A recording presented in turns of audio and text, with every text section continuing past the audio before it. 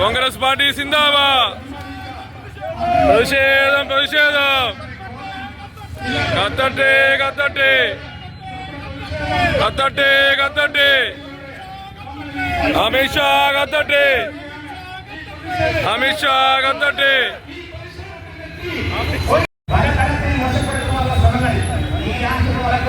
അത് അനുവദിച്ചു കൊടുക്കുകയില്ല എന്ന് പ്രഖ്യാപിച്ചുകൊണ്ടാണ് ഇന്ത്യൻ നാഷണൽ കോൺഗ്രസ് രാജ്യത്തുടനീളം ഇത്തരത്തിലുള്ള ഒരു വലിയ പ്രതിഷേധ പരിപാടിയുമായി രംഗത്തുകൊണ്ടിരിക്കുന്നത്. എന്താണ് കഴിഞ്ഞ ദിവസം സാമൂഹിക സൂചിപ്പിച്ച പാർലമെന്റിൽ ഭരണഘടനയുമായി ബന്ധപ്പെട്ട ചർച്ച നടക്കുമ്പോൾ ഈ ഭരണഘടനയെ ആ ഭരണഘടന ഉയർത്തിപ്പിടിച്ചുകൊണ്ട് രാഹുൽ ഗാന്ധിയും പ്രിയങ്ക ഗാന്ധിയും നമ്മുടെ നേതാക്കന്മാരും ഓരോ വാദിക്കുമ്പോൾ ഭരണഘടനയ്ക്ക് വേണ്ടി വാദിക്കുമ്പോൾ അമിത്ഷാ എന്ന് പറയുന്ന ഈ മോശം ആഭ്യന്തര വകുപ്പ് മന്ത്രി ഗുജറാത്ത് അടക്കമുള്ള സ്ഥലങ്ങളിൽ എന്തെല്ലാം തരത്തിൽ അക്രമങ്ങൾ നടത്തി അംഗാർത്ഥം വരാം എന്ന് ചിന്തിച്ച അമിത്ഷാ പറയുകയാണ്, നിങ്ങൾ കുറച്ചു നേരമായി അംബേദ്കർ അംബേദ്കർ അംബേദ്കർ എന്ന് പറയുന്നല്ലോ, നാണമില്ല നിങ്ങൾക്ക് പറയാൻ.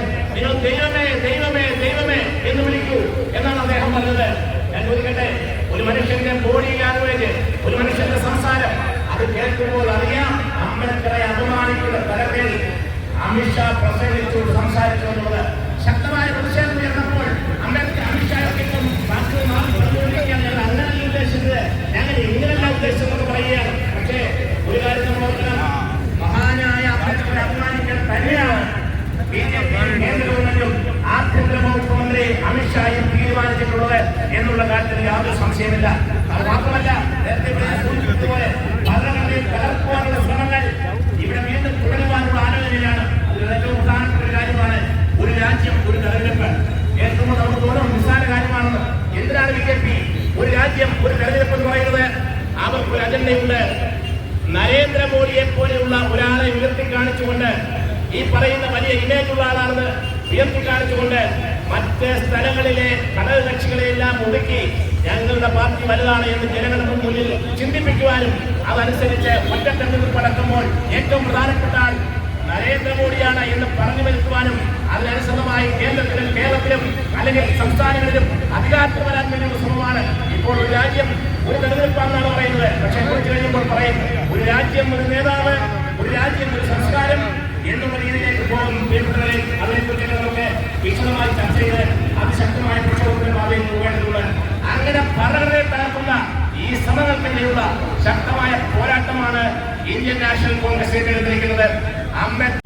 ഒരു ആഭ്യന്തര വകുപ്പ് മന്ത്രി, അത് കോൺഗ്രസിന്റേതായാലും BJPയുടേതായാലും ഏതുമായി പോകട്ടെ, എല്ലാവരും ഭരണഘടനയെ തൊട്ട് സത്യപ്രതിജ്ഞ ചെയ്തുകൊണ്ടാണ് അധികാരത്തിൽ വരുന്നത്. ഭരണഘടന വിഭാവനം ചെയ്യുന്ന എല്ലാ കാര്യങ്ങളും ചെയ്തുള്ള പക്ഷപാതപരമായി ഞാൻ പെരുമാറുകയില്ല തുടങ്ങിയ സത്യവാചകങ്ങളെല്ലാം പറഞ്ഞുകൊണ്ടാണ് നമ്മൾ അധികാരത്തിൽ ഓരോ മന്ത്രിമാരും വരുന്നത്. എന്നാൽ കഴിഞ്ഞ കുറേ നാളുകളായി ഇന്ത്യ ഭരിച്ചുകൊണ്ടിരിക്കുന്ന നരേന്ദ്രമോദിയുടെ നേതൃത്വത്തിലുള്ള ഗവൺമെന്റിലും ആ മന്ത്രിസഭയിലെ മന്ത്രിമാർ ലോകത്തെ ഏറ്റവും മനോഹരമായ ഏറ്റവും നല്ല ജനാധിപത്യപരമായ ഒരു ഭരണഘടനയെ ഏതെല്ലാം തരത്തിൽ അവഹേളിക്കാൻ കഴിയുമോ ആ തരത്തിലെല്ലാം അവതരിച്ചുകൊണ്ടിരിക്കുകയാണ്. നമ്മുടെ ഭരണഘടനയുടെ ഏറ്റവും മുഖ്യമായ കാതൽ എന്ന് പറയുന്നത് നിങ്ങൾക്കറിയാം. അത് മതേതരത്വം, ജനാധിപത്യം, സോഷ്യലിസം തുടങ്ങിയ എല്ലാ വിഷയങ്ങളും ഉൾക്കൊള്ളുന്ന മഹത്തായ ഒരു ഭരണഘടനയാണ് നമ്മുടെ ഭരണഘടന. ആ ഭരണഘടന എഴുതിയ ഡോക്ടർ BR അംബേദ്കർ, നിങ്ങൾക്കറിയാം, സാധാരണ നിലയിൽ നിന്നും ജീവിതം ആരംഭിച്ച് ലോകത്തെ ഏറ്റവും വലിയൊരു ഭരണഘടന, ലിഖിതമായ ഒരു ഭരണഘടന എഴുതുവാൻ വേണ്ടി അതിന്റെ നേതൃത്വം കൊടുത്ത ഭരണഘടനാ ശില്പിയാണ് ഡോക്ടർ BR അംബേദ്കർ. അദ്ദേഹം ഒരു പട്ടികജാതി വിഭാഗത്തിൽപ്പെട്ട ആളായി ജനിച്ച് പിന്നെ മുഖ്യമന്ത്രിയിലേക്ക് പോവുകയായിരുന്നു. അറിയാം, അങ്ങനെയുള്ള താഴ്ന്ന ഒരു ജീവിത നിലവാരത്തിൽ നിന്നും ഔദ്യോഗികമായി ചിന്തിക്കുന്ന ധാരാളം ഡോക്ടറേറ്റുകളുള്ള, പഠനത്തിൽ മികവുള്ള, ഈ രാജ്യത്തിന്റെ അന്തസ്സതയും ഈ രാജ്യത്തിന്റെ അകക്കാമ്പും കണ്ടെത്തുവാനും അത് മനസ്സിലാക്കിക്കൊണ്ട് പോകുവാനും പ്രവർത്തിക്കുവാനും കഴിയുന്ന ഒരു വലിയ ഭരണഘടന, ആ ഭരണഘടന എഴുതിയ മുഖ്യ ശില്പി ഡോക്ടർ BR അംബേദ്കർ. ആ അംബേദ്കറിനെ കഴിഞ്ഞ കുറേ നാളുകളായി പലതരത്തിൽ ഇകഴ്ത്തുവാനുള്ള ശ്രമങ്ങൾ നമ്മുടെ രാജ്യത്തിന്റെ വിവിധ ഭാഗങ്ങൾ നടത്തിയ ഈ ഫാസിസ്റ്റ് നേതൃത്വത്തിലുള്ള ഗവൺമെന്റ് വന്നതിന് ശേഷമാണ് ഇത്തരത്തിൽ കൂടുതലായി അംബേദ്കറെയും ഭരണഘടനയെയും ഏതെല്ലാം തരത്തിൽ മോശക്കാരാക്കാൻ കഴിയുമോ അതെല്ലാം ചെയ്തുകൊണ്ടിരിക്കുന്നു. നമ്മുടെ കേരളത്തിലുള്ള മന്ത്രി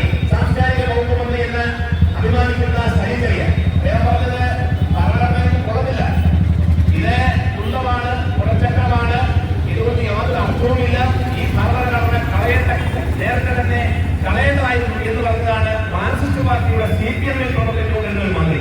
അപ്പൊ ഞാൻ പറഞ്ഞു വന്നത്, മാർക്സിസ്റ്റുകാരനായാലും BJP-കാരനായാലും കേന്ദ്ര സർക്കാരായാലും സംസ്ഥാന സർക്കാരായാലും അവർക്ക് ഈ രാജ്യത്തെ ഭരണഘടനയുടെ യാതൊരുവിധമായ വിലയില്ല.